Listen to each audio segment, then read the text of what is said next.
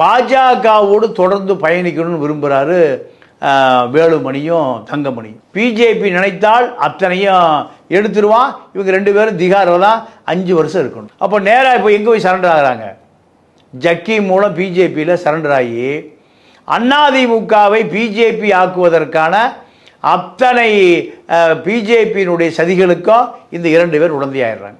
ஆனால் எடப்பாடிக்கு என்ன ஒரு நெருக்கடி இருக்குன்னா, இந்த அதிமுகவை அழியாமல் பார்த்து கொள்ள வேண்டும்.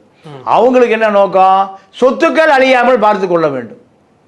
இதுதான் இப்போ 2 பேருக்குமான முரண்பாடு. இப்போ மீண்டும் ஆட்சிக்கு வர வேண்டியது இருக்குது, மீண்டும் அதிகாரத்துக்கு வர வேண்டியது இருக்குது. வருகிற பொழுது இந்த 2 நபர்கள் நம்பிக்கையான நபர்களாக இல்லை. அப்போ இவர்கள் செய்த வேலையை தானே செய்ய வேண்டியது இருக்குது. யார்? எடப்பாடியே செய்ய வேண்டியது இருக்குது. அப்போ எடப்பாடிக்கு நம்பிக்கையான ஆட்கள், இதை விட நம்பிக்கையான ஆட்களே இல்லை. அப்போது தன்னுடைய மகனை களத்தில் இறக்க வேண்டிய தேவை வந்திருக்கு. ஸோ இதுதான் மிதுன ஏன் அரசியல் களத்துக்கு வர்றாருன்னா, ஒரு செய்தியை சொல்லி அனுப்பி ஒருவரை சந்திக்க வைப்பதற்கு கூட நம்பிக்கையான ஆட்களே இல்லைங்க. எல்லாம் பிஜேபியினுடைய விசுவாசியாக மாறிட்டான். விஜயபாஸ்கர், ஹெல்த் விஜயபாஸ்கர், வேலுமணி, தங்கமணி, இப்படி அத்தனை மணிகளும் மணிகளை பாதுகாக்கக்கூடிய ஆட்களாக மாறிட்டாங்க. அப்போ எடப்பாடி என்ன பண்ணுறாரு?